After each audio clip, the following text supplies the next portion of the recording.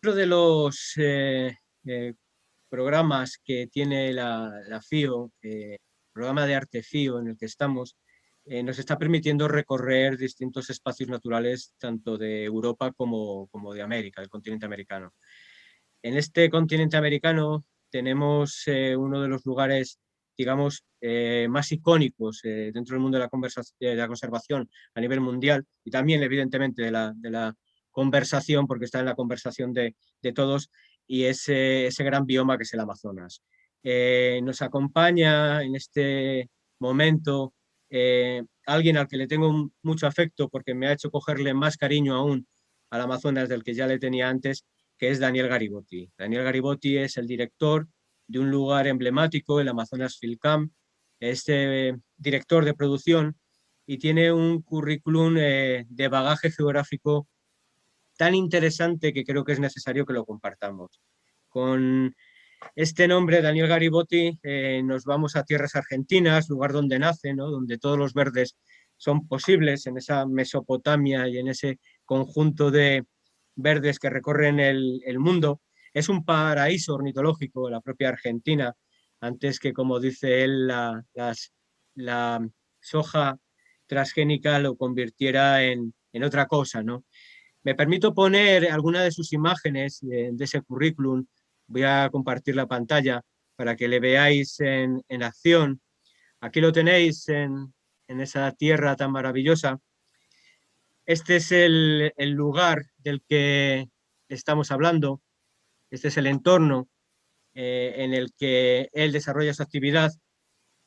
Y este es el mapa geográfico por donde nos vamos a mover. Y en este currículum en el que Argentina es el punto de origen, ya desde el principio en su currículum quiere incluir, ¿no?, esa crítica a que no debemos borrar a golpe de mal desarrollismo los paisajes originales. Este señor marcha de Argentina porque tenía la intención de seguir pensando por sí mismo, fuera de la dictadura militar, arriba en Francia, donde desarrolla distintos trabajos como asistente de producción audiovisual y participa y trabaja en documentales en series de ficción. Ahí lo vemos con cierta juventud, teniendo imágenes tan singulares como estas, y a los 26 años se va al Amazonas brasileño y es el lugar donde se instala y trabaja y consigue la conservación también de una gran reserva, la creación de una gran reserva, Sisau Xiparina Romaira, que luego espero que él pronuncie mejor que yo, y empieza a trabajar en el turismo de aventura y en las producciones de documentales ingleses, documentales americanos y documentales españoles. Aquí lo vemos. Claro, él vive a caballo, digámoslo, entre Brasil y España, y todo su trabajo le lleva a conseguir ese galardón o ese conjunto de galardones que es el premio ONES Mediterránea, en el que nosotros nos conocimos en Tarragona, en España, el premio al mejor mediometraje de la Universidad Federal del Amazonas en Brasil, el premio a la mejor dirección del Museo Antropológico de Alagoas, de nuevo en Brasil, primer premio del cine voluntario del Festival de Cine de Granada, en España, y este premio ONES Mediterránea a la trayectoria audiovisual que mencionaba antes. Creo que lo primero que deberíamos hacer, Daniel, es el que nos describieras cómo es el Amazonas Field Camp. Voy a poner 43 segundos de vídeo para que la gente se haga una idea de dónde estamos.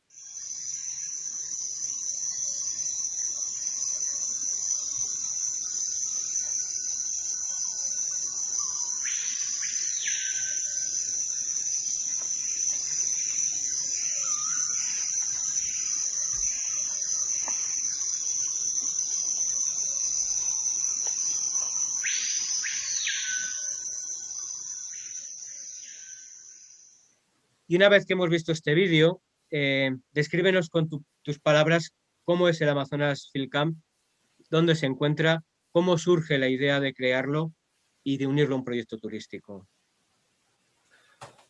Muy bien, le voy a dar un poco la vuelta a las preguntas, voy a empezar por la última, de dónde viene la idea de crearlo.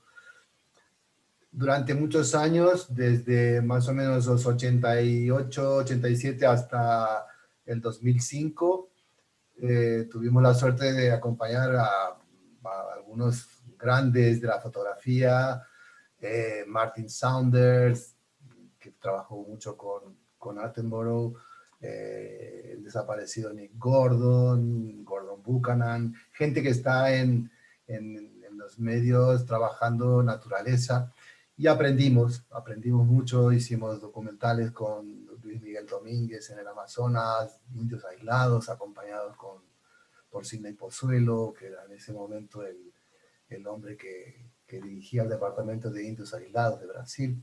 Es importante que se sepa que en Brasil están los grupos de indios aislados más numerosos del planeta.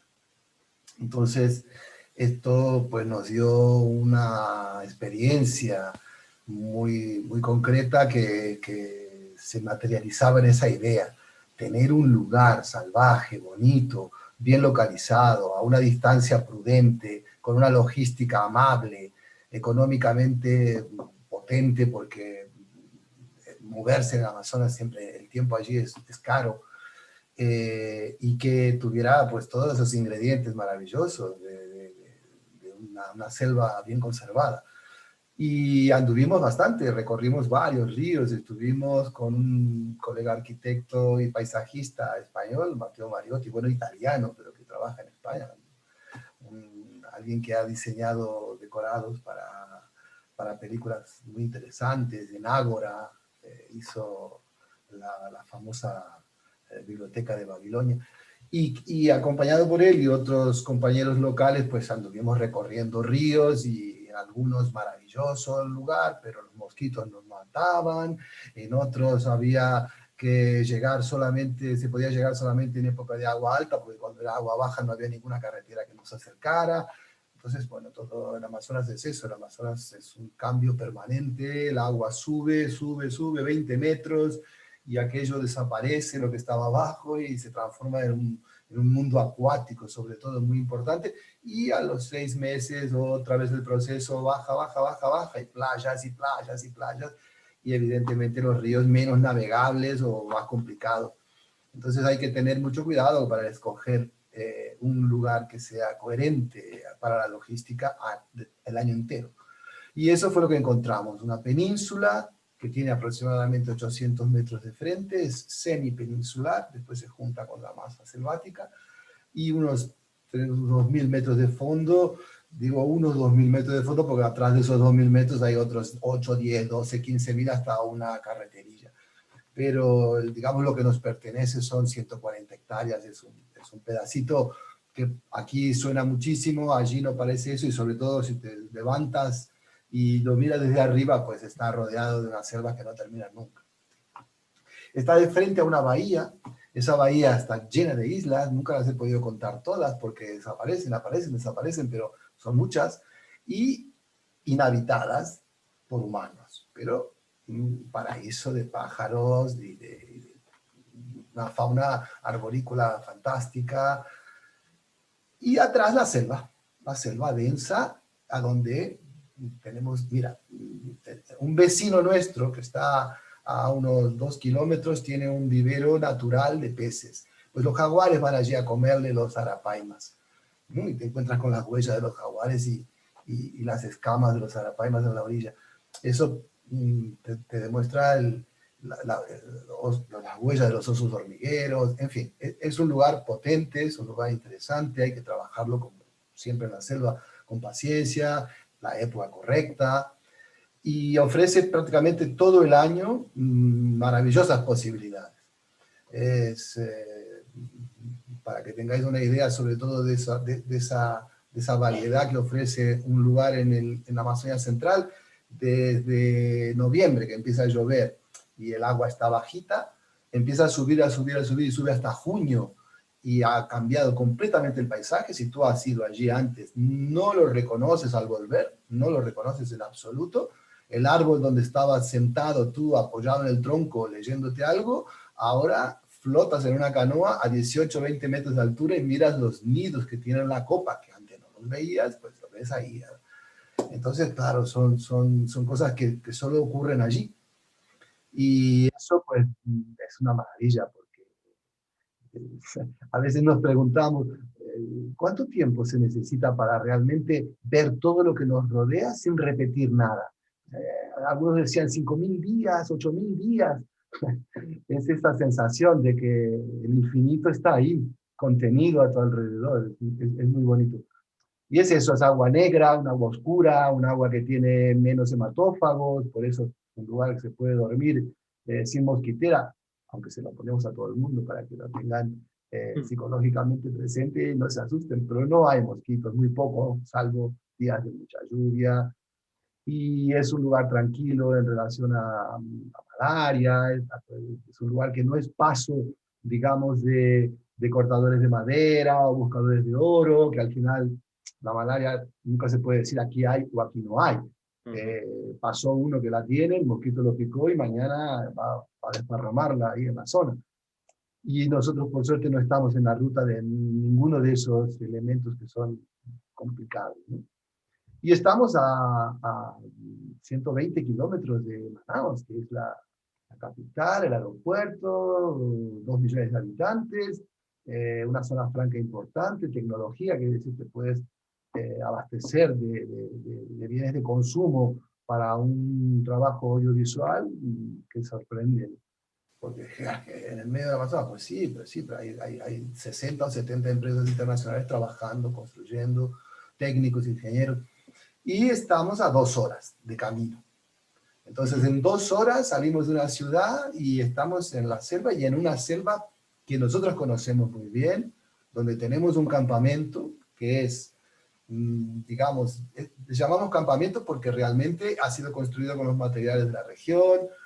Se han rodado allí escenas del siglo XV, se han rodado escenas del siglo XX, y claro, es muy versátil, es todo cubierto de palmera, es todo madera, la vegetación que está alrededor ha quedado apenas organizada para que la podamos disfrutar, y los entornos son fantásticos. Hemos rodado cosas a 100 metros, a 200, a 500, entonces claro, el tiempo que un equipo de rodaje gasta en acercarse o preparar un decorado es mínimo.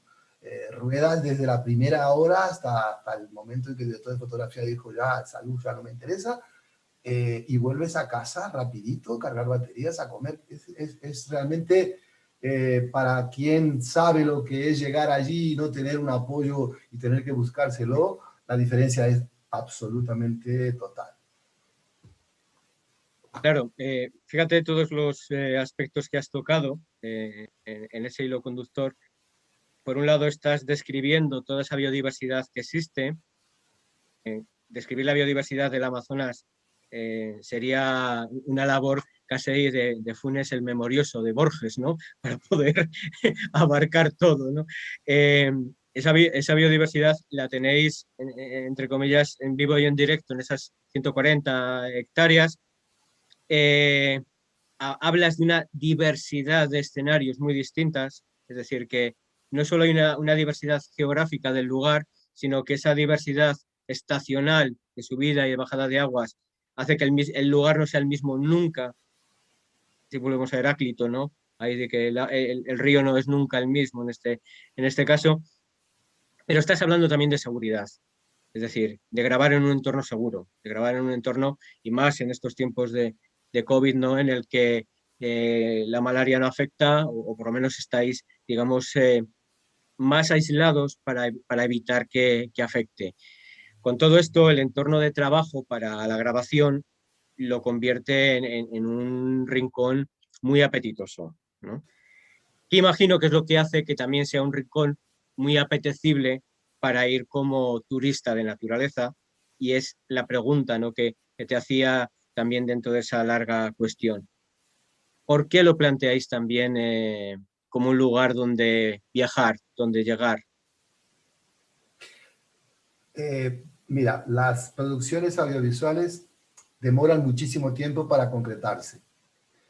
eso genera unos espacios entre una y otra bastante importantes. Entonces es una cuestión concreta de ocupación y de mantenimiento y de gasto, lógico.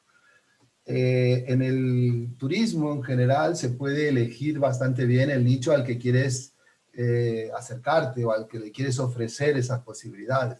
Sabemos evidentemente que hay un público que atraído de corazón por lugares como estos y que no van a buscar el lujo o el funcionalismo moderno, sino, bueno, tenemos internet y duermes con tu mosquitero en una cama, puedes ir a la hamaca o elegir tu cama. Esas cosas están evidentemente a disposición, pero no es el hotel, no. Es un lugar de trabajo para quien quiere observar desde un punto muy privilegiado, pero sin afectar ese entorno. Todo eso que te decía del camp está hecho para adaptarlo de repente llega una serie como fue Conquistadores, una serie española producida por Global Set para Movistar Plus. Son 8 capítulos, y en esos 8 capítulos las secuencias americanas son evidentemente muy importantes, y allí se ruedan todas, tanto Centroamérica, que sí, la parte de Cuba, todo. Porque es eso, es la diversidad de escenarios. Te puedes encontrar con un lugar que es bueno para buscadores de oro, que lo reconstruye de una manera lógica, que te puedes encontrar con gente haciendo un barco, haciendo un bergantín en una orilla, la balsa de cabeza de vaca naufragando, todo es posible. Entonces, eso es lo fantástico, y que tú giras alrededor de unos 360 grados y nada te molesta, no hay un cable, no hay una columna, no, vas a ver algún barco regional, pero que igual es a lo que existían en el 19, entonces seguimos siendo muy decimonónicos en ese sentido como aspecto, ¿no? Entonces, claro, la persona que viene allí, pues agradece eso. Aparte, trabajamos un turismo para grupitos pequeñitos.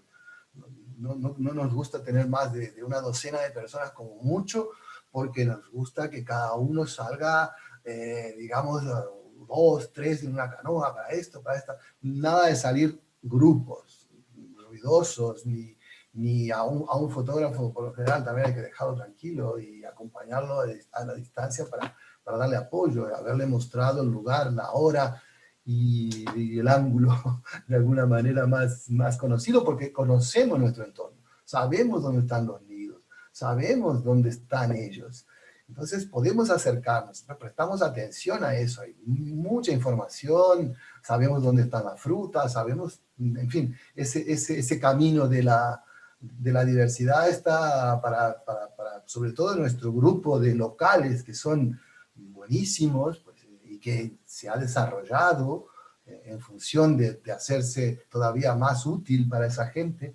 Entonces eso, grupitos pequeños, que tengan un interés bastante específico, que vengan a buscar realmente esa naturaleza, y que según si quieren alguna especie en especial, pues tendrán que consultarnos para saber cuál es la época apropiada, qué van a encontrar en ese momento o en ese otro. Hay meses que son más complicados porque llueve mucho, por ejemplo, enero, febrero, hasta marzo. Son meses de bastante lluvia, pero claro, cuando la lluvia para, no hay luz más bonita. Entonces, todo depende. Hay que ver el perfil. Por eso no es un turismo de masa para nada, es un turismo de bon vivant, de la naturaleza. Perfecto. Mira, vamos a poner unas imágenes, un vídeo de la experiencia, ¿no? De la gente que creo que es más viajera, ¿no? En este sentido, de gente viajera que le gusta ir a un entorno con ese grupo pequeño de 12, para que vea el espectador la experiencia que tiene esta gente cuando visita Amazonas Field Camp y recorre esos paisajes.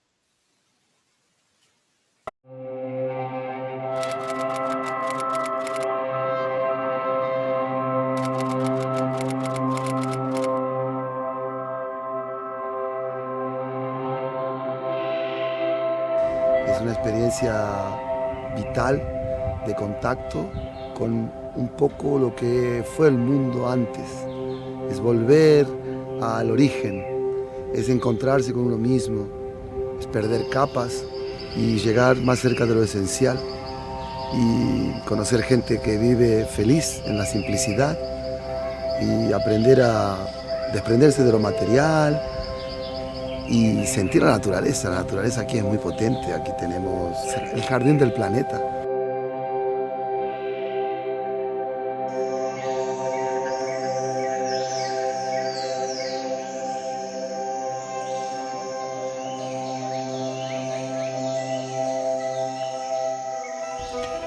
Estar en el Amazonas es algo indescriptible. Hay que vivirlo, hay que sentirlo. Hay que sentir esa sensación de estar en la canoa, remando, y sentir como miles de pájaros pasan por encima de ti, todo salvaje, sentir esos colores del atardecer, ver cómo llega la tormenta, sentir esos relámpagos en mitad de la madrugada. Es de una belleza tan conmovedora que te transforma por dentro. Por eso es un viaje hacia afuera y es un viaje también por dentro. Esta expedición es para personas muy especiales, como elegidas. ¿Por qué? Porque tienes que estar abierto para recibir lo que te da esta naturaleza inmensa, pero es muy desconocido todo lo que es esta inmensidad, esta belleza. Por eso invito a esas personas que se sientan conectadas con la naturaleza a que vengan y tengan una conexión todavía mayor que estar aquí. La experiencia es muy fuerte, muy fuerte.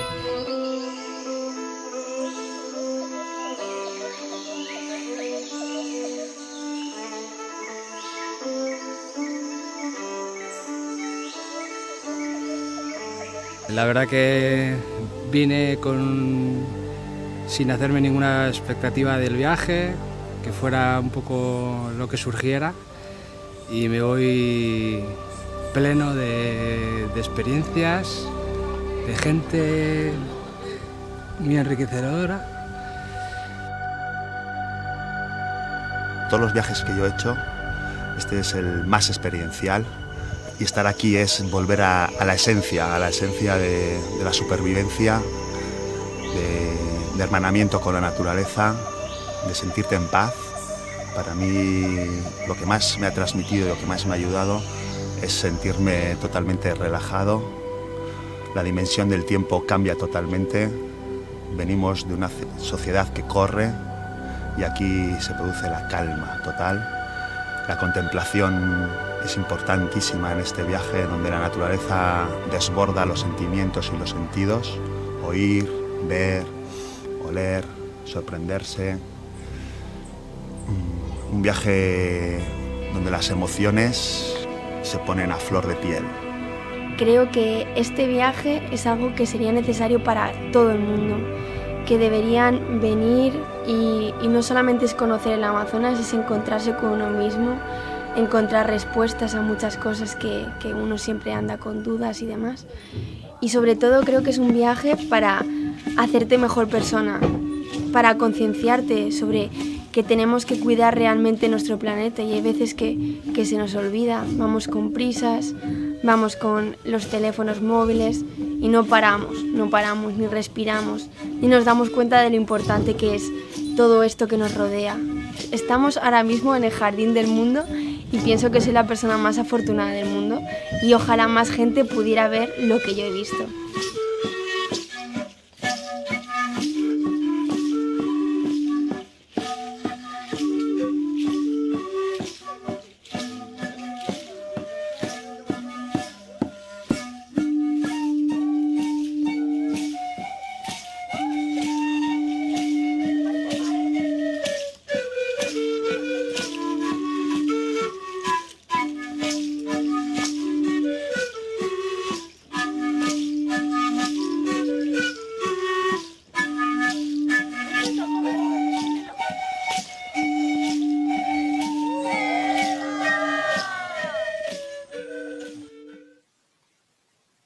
Claro, después de ver todo lo que nos has mostrado en este vídeo, se hace casi adictivo, ¿no? El decir, bueno, antes o después hay que ir, ¿no? Como me has insistido muchas veces. Me agrada mucho esa expresión que dices de cuando deja de llover, los verdes son más verdes.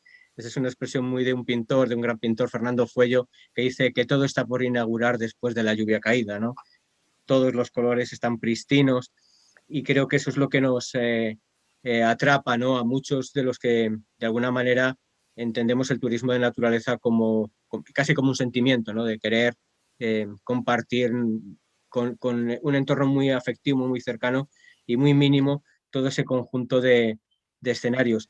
Después de estas imágenes en las que hemos visto cómo disfruta el público visitante, has comentado antes sutilmente los documentales y las series que se han grabado. Eh, Coméntanos, amplía un poquitín para que la gente sea consciente, pues que, por ejemplo, el hecho de que Luismi Domínguez, hiperconocido en España y uno de nuestros grandes documentalistas, grabara allí una de sus series más icónicas, un pelín más ese trabajo fílmico que se ha desarrollado y que la gente puede ver en las pantallas.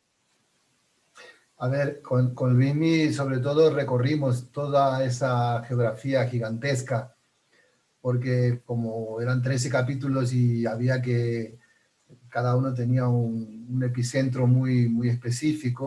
La serie era Amazonía, vida tras la muerte, si no me equivoco, ¿no? No, ¿No? Última llamada.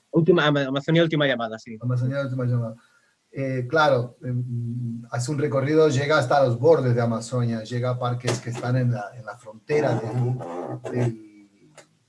digamos, de los 500 millones de hectáreas, esas que no es, ya se dice pronto, de ecosistemas selváticos. Pues en ese caso, nosotros, ese es un documental de acción total, o sea, donde había que moverse, no había ninguna otra posibilidad porque, como te digo, había que tomar aviones, avionetas, moverse de una manera, fueron muchos meses y nos movíamos en aquel momento con 700 y pico de kilos de material, 2 equipos, ¿no? Entonces, claro, eso fueron casi 70 días de mucho trabajo y de mucho movimiento. Esas cosas, pues, fantásticas, tendrían que seguir haciéndose, hacerse más, sobre todo ahora que tanto necesita esa región que se sepa lo que está pasando, porque está habiendo decisiones públicas que están afectando muchísimo el andar de la cosa, se está otorgándoles prácticamente impunidad a todos aquellos que atropellan a la naturaleza amazónica y de una manera algunas veces irreversible. Entonces, pues eso todavía no se sabe. Llegan pequeños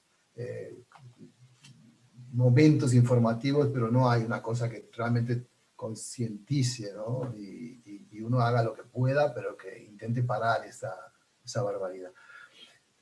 En aquel momento fue fantástico, porque aquello estábamos hablando del 2000.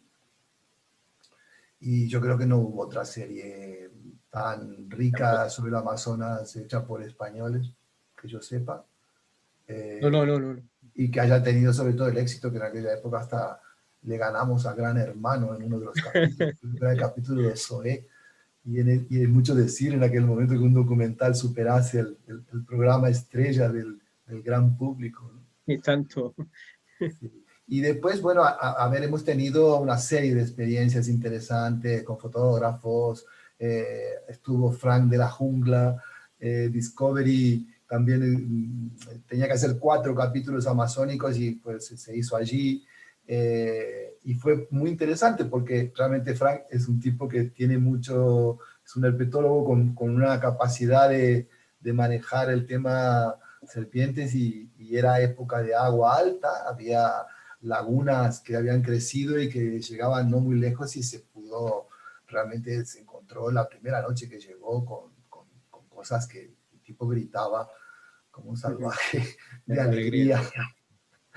Entonces, bueno, pues eso es eso, es un lugar apto para ahora estamos trabajando para 2022 con una productora brasileña que va a ser una película sobre los problemas de las niñas en la selva. O sea, todo el proceso desgraciado que impide a esas niñas estudiar, que es el sexo temprano y la maternidad, y todo un proceso que ya es cultural y que desgraciadamente está muy arraigado, y al margen de eso, por un abuso de la propia sociedad sobre ese aspecto, muy interesante, y se pretende construir todos los decorados de allí, porque es la forma de trabajar una peli de estas, si no, el presupuesto no les alcanzaría. Es muy interesante este aspecto que tocabas, que era la interrupción que te iba a hacer, eh, porque Amazonas tiene un factor como especie que es el factor humano. Allá hay Homo sapiens, aislados, isolados, que dirían los portugueses, ¿no? Es decir, tenemos a nuestra propia especie viviendo en estadios, si no originales, pseudo-originales. Y vosotros también lo habéis recogido en los documentales este aspecto. Aspecto que es muy importante cuando se vincula al turismo, el grado de contaminación que se les produce a todos los niveles, cultural, sanitario y demás. Veíamos una imagen cuando grabáis con Luismi en el que aparecía Sini Pozuelo y él, cuando le he leído, le he visto, le insistía muchísimo en el respeto a esas tribus, a esos grupos, como diciendo, respetamos las especies en peligro de extinción, respetamos las especies más singulares y no respetamos a nuestra propia especie que está viviendo allí en un estadio muy original. ¿Cómo se llega a trabajar este aspecto? ¿Cómo puede uno tocar este aspecto sin llegar a molestar, sin llegar a intervenir? Yo creo que el respeto tiene que ser grande y la humildad también para poder acercarse y el cuidado, por supuesto, de las cuarentenas y todo lo que previamente hay que tratar de estar seguro de que no vas a llevar ningún bicho para adentro. Pero es complicado porque hay equipos que llegan y tienen 2 días para salir. Y esa sensación, tú sabes cómo es un cámara, ¿no? Con la cámara en la mano y si no ve el botón rojo se pone nervioso. Hay que tener mucho cuidado, es complicado. Entonces, nosotros tuvimos mucha suerte. Fuimos siempre acompañados de Sidney, que es la máxima figura en Brasil sobre pueblos indígenas aislados. Fue presidente de la FUNAI, la mayor reserva indígena de Brasil, la Yanomami. Fue él mismo quien consiguió en la época de Collor que se materializara. Sí, son grandes gestas de la conservación en Brasil. Y eso pues era fundamental. Nunca fuimos apurados, siempre nos dimos tiempo y tuvimos mucha suerte. Cuando llegamos a los Corubo, que son un grupo aislado, que se calcula de un grupo de unos 400 indios aislados en una masa forestal gigantesca, y un grupito de 20 se separa por algún problema, liderados por una guerrera, por una mujer, y ese grupo hace un primer contacto con el grupo de Sidney, el grupo de indios aislados, de protección a los indios aislados, y de eso nace la invitación, la primera invitación de Sidney: venid, por favor, le dice a Luismi, a registrar ese momento histórico. Entonces fuimos todos babando, porque sabíamos que la situación era increíble. Al mismo tiempo llegábamos con un grupo, se le llama los aplastacabezas, porque sí. momentos de fragor, no por crueldad, sino por una cuestión de creencias, pues no quieren que haya nada de la cabeza para que no vuelva a los espíritus a cobrarle la acción. Entonces, claro, encontrarse con eso. Y la primera noche llegamos a la base, y esa madrugada, una de la madrugada, comenzamos a sentir gritos que se acercaban, y a ver, ¿qué es eso? Y una de las primeras hipótesis es un ataque. Y cuando se fue aproximando, que ya estábamos todos, por supuesto, con los ojos así enormes, viendo a ver dónde nos íbamos a subir, y altísima la maloca de los indios. Para subirse a una maloca de esa que tiene 14 metros de altura, tienes que ser un acróbata.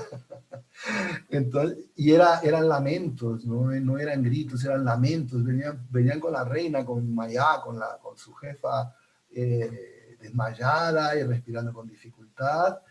Y claro, eso en media hora recuperó en la enfermería el tonus y volvió y fue una alegría y esa alegría hizo ¡plaf! Y nos abrió la puerta. Y nos pasamos unos días cazando, pescando, entrando, pero cazando, pescando anguilas eléctricas con venenos, vegetales. O sea, me refiero a un viaje fantástico en el tiempo y en la experiencia directa del conocimiento de esta gente, ¿no? Entonces, eso, con los Zoé, por ejemplo, los Zoé también, fantástico, pero los Zoé son el pueblo de la felicidad, todo sonrisa, nunca habían visto más que a 2 tipos que iban allí de la FUNAI y un enfermero que venía cada tanto tiempo, y de repente llega un equipito a vivir con ellos 20 y pico de días. Fue precioso, preciosísimo, preciosísimo, y pudimos comprobar cosas que imaginábamos que podían existir, los jóvenes chavales viviendo experiencias sexuales con las señoras mayores para poder aprender y después aplicarlo en su vida futura, y las chicas con los abuelos, no sus abuelos, señores mayores. Entonces, todo un mundo diferente, la mujer con 3 maridos, y ¿cuál era el marido principal? Pues el que traía más casa, ¿no? Y todo eso pues vivido con total normalidad, de cerca, durmiendo en una hamaca ahí a 2 metros, muy bonito, fantástico. Te puedo hablar de esas experiencias porque otras no hemos tenido, pero hay que ir con mucho cuidado, dejar la cámara guardada, esperar ser aceptado, tratar de entender esos códigos y haberse nutrido antes de la máxima información posible y quitarse cualquier arrogancia o de encima y entender que eres un privilegiado, estás siendo aceptado en un mundo que o te portas bien o te vas a llevar ahí un peso moral.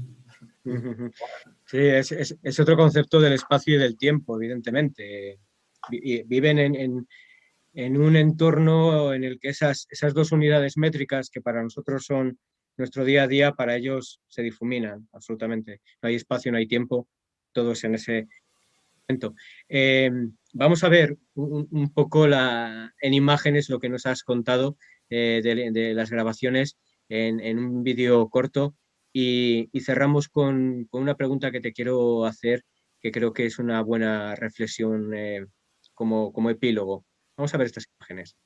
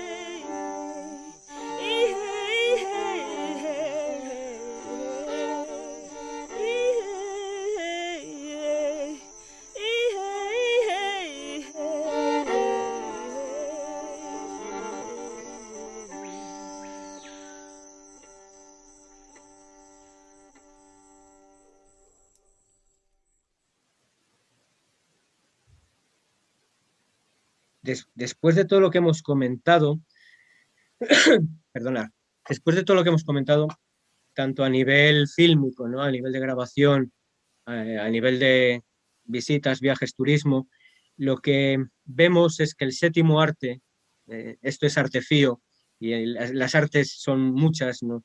No es solo las artes pictóricas o las artes escultóricas, el cine, como diría Tolentino, el séptimo vicio, el séptimo arte, es aquel que en este momento forma parte de nuestra cultura más inmediata. Lo que nos estás transcribiendo con tus palabras es que el séptimo arte provoca varias cosas.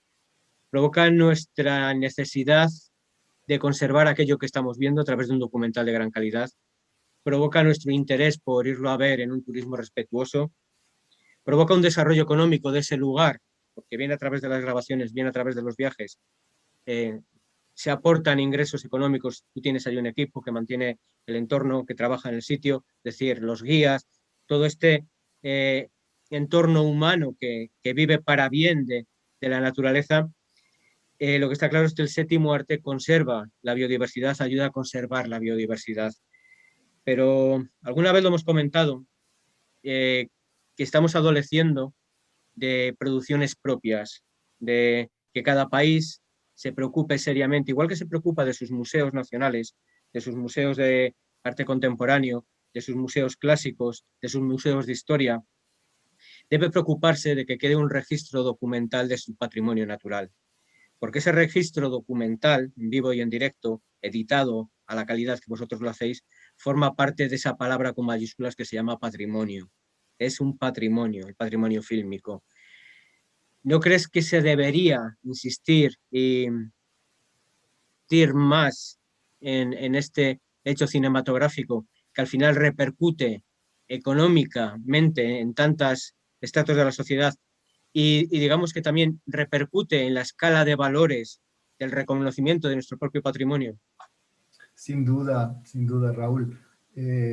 Allí, evidentemente, pueblos aislados y pueblos no aislados que están desapareciendo y que, de los que no va a quedar mucho más que, bueno, sí, podrán quedar cosas, pero nos van a faltar millones de detalles, de informaciones fantásticas, especies, y lo mismo en España. Lo mismo en España, donde hay una naturaleza fantástica, donde es un privilegio vivir en esta península y así todo vemos poco. Seguimos estando delante de leones y de el mismo lugar donde han apoyado la cámara 400 operadores para grabar los news. Son cosas que sí, me parece muy bien y es muy atractivo y es muy bonito, pero primero nuestro patrimonio, claramente, eso es fundamental. Y el amor que uno siente y la cosa que te pertenece y pertenecer a ella, el cariño que se traduce, no puede faltar, no puede faltar. Eso sería y es un pecado. Que las generaciones que nos precedieron quisieron viajar porque leían a Jack London o leían a Julio Verne o leían a Salgari, ¿no? Nuestra generación empieza a querer viajar porque ve documentales de distintos autores. Aclamado Félix, seguiríamos por Luismi, Araujo, Gutiérrez Hacha, toda vuestra producción. Creo que es muy necesario dejar este mensaje, que el séptimo arte conserva la biodiversidad, que genera recursos económicos a través del turismo, a través de la propia producción, y que es un elemento de valores patrimoniales dentro de nuestra cultura. Querido Daniel, agradecido eternamente, primero personalmente, segundo desde Artefío, el que estés siendo partícipe dentro de estas ponencias a través de varios países y por supuesto de ese legado que nos estás dejando y que vas a seguir dejando en los próximos años. Muchísimas gracias, Daniel. A vosotros, ha sido un placer muy grande. Un abrazo, Raúl. Un abrazo a todos. Igualmente, igualmente.